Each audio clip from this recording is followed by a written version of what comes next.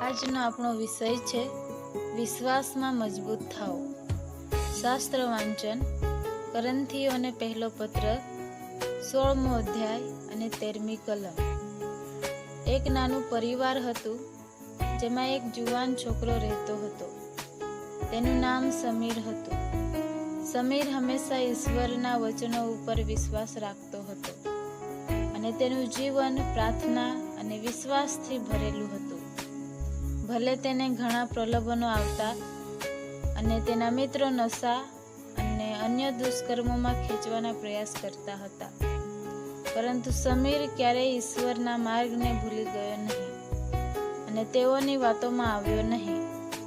એક દિવસ એક મિત્રએ સમીરને પૂછ્યું, તને ક્યારેય લાગતું નથી કે તું તારી જુવાનીની મજા ગુમાવી રહ્યો છે? ત્યારે સમીરે હસીને કહ્યું, મારો આનંદ તો ફક્ત ઈસુની સાથે છે, જે ક્યારેય ઓછો થવાનો નથી. સમીરનું જીવન એવું પ્રકાશ ઉત્પન્ન કરતું હતું કે અન્ય જુવાનો પણ પ્રભાવિત થયા અને ચર્ચમાં જોડાવા લાગ્યા. સમીર સાથે દરેક મીટિંગોમાં આવવા લાગ્યા.